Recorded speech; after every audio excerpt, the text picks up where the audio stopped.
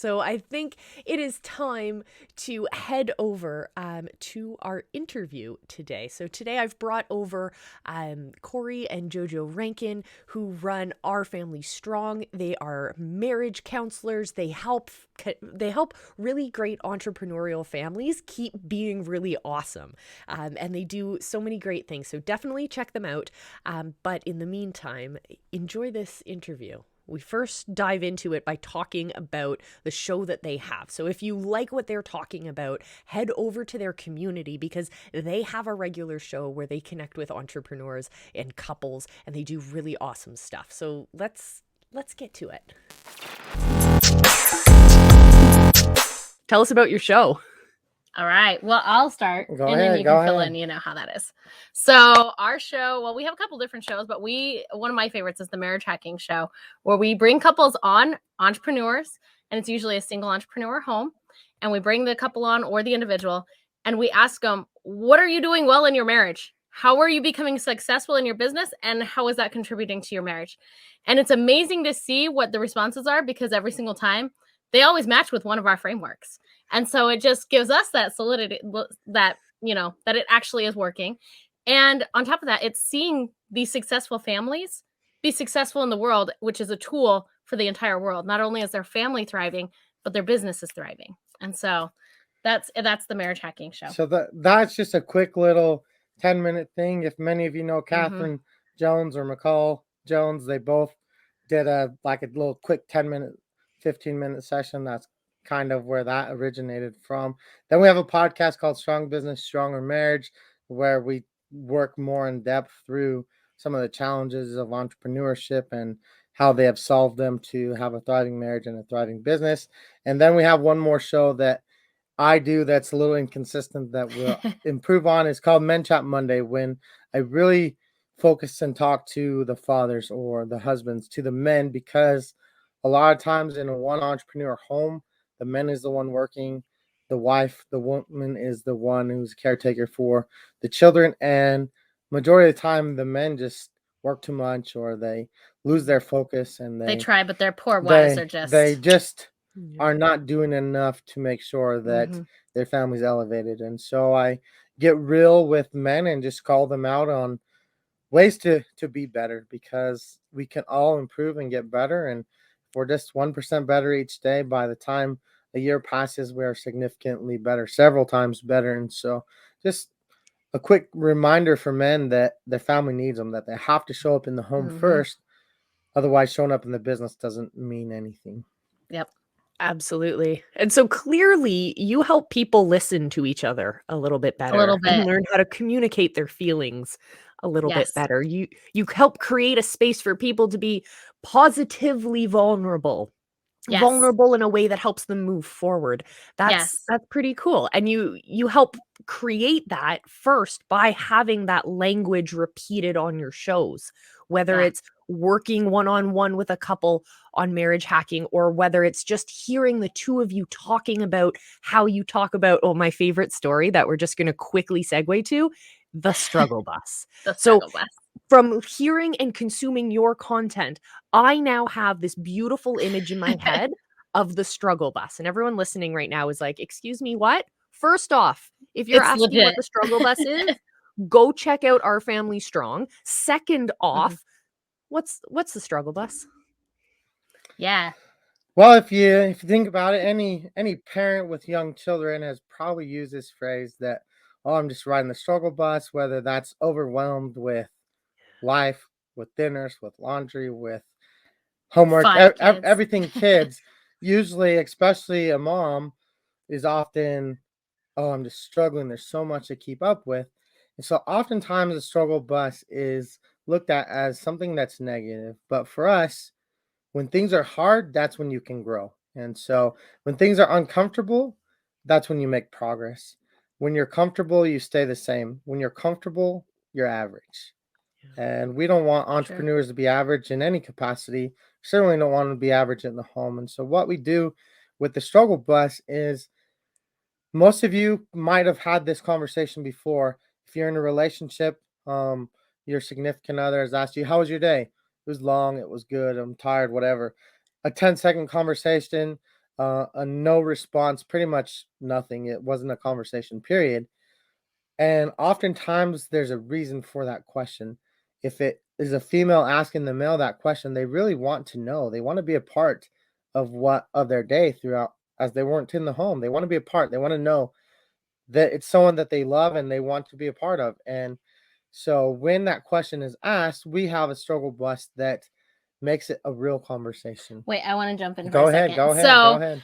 I want to talk for a second to the entrepreneur males, because this is, many Listen entrepreneurs, carefully. right? She's always amazing. So the thing is that when you get home and your wife is like, how was your day? Even though you work downstairs or you work in the other room or whatever, she hasn't seen you all day. Even though you've been home all day, she's not emotionally connected to you at that point because you're working, right? You're kind of neglecting her at that point. Not on purpose. You're serving your family. It'd be like you have a 9 to 5, right? Which, horribleness. But I mean, let's be real. But to her asking you, how was your day? That's not her trying to just say, how was your day? It's, I need emotional connection right now. And so I'm just trying to get anything out of you. How was your day? And good does not cut it. Okay, go ahead. Most likely a cry. This is my only adult interaction the whole day. Help me. Yeah. But she just wants her husband, So the struggle bus, the way it works is it's a very good thing because we don't talk nearly enough about the things that are challenging, the things that are struggle, the things that are difficult. Most social media is the good things, the family vacations, the whatever. I mean, entrepreneurs put some hard things out there, but the majority of time, the struggles are not talked about nearly enough. And the struggles is where we can get the support from our loved ones when they know. So the way the struggle bus works is just you have a conversation. You share each evening. You can do it anytime, but we recommend daily in the evening after you have time to process the day. But just share with each other 2, 3, 4 things that were challenging, that were difficult, that were a struggle. What made you uncomfortable that day, whether it was the laundry, whether it was being yelled at by a customer, whatever it is. Those are things that we can hold on to that overwhelm us a lot of time. If these challenges keep stacking on, we get sick, we get overwhelmed, we get burned out. But the struggle bus is a way that we can release that. And so you just have the conversation of sharing your struggles with each other. Well, and on top of that, so if you were to put our typical, most entrepreneurs, it's usually a single entrepreneur home, or maybe the wife didn't get it, right? If it's the male entrepreneur, she wants to support you in your business. She wants you to be happy. She wants you to have your dreams, but she, a lot of the time, doesn't really know what happens on a day-to-day. She knows that you talk to your business coach probably more than you talk to your wife, right? And let's be real. I mean, it is real. It's real because we're trying to grow. We're trying to progress. We're trying to, do things for the family, right? But if you think about it, and she's asking you, what's uncomfortable for you today? Well, maybe it was that you have a challenge coming up that you're getting ready to launch, but the dang funnel won't work because we hate the tech. That's our thing. We hate the tech. And maybe that's what the uncomfortable part is. But then the beauty of that is she can ask more questions, right? Instead of you constantly talking about the business and then she goes off and sighs and is like, oh, the business again.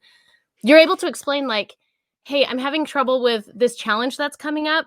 I'm working on this funnel, which is like a landing page, which, and then you can kind of explain a little bit more without getting that oh my gosh, here we go again about your hopes, your dreams, and business stuff. But it gives her an opportunity to bridge, right? We need that bridge to be able to reach to each other because a lot of the time with the single entrepreneur homes, you didn't start your marriage as an entrepreneur a lot of the time. And so all of a sudden there's this huge thing that's like an affair, your business, right? And so giving her that gap. Okay, go ahead. And so the reason we talk about the struggle bus and we share the struggle bus is because it takes that conversation that didn't exist or was 10 seconds into something that's truly meaningful.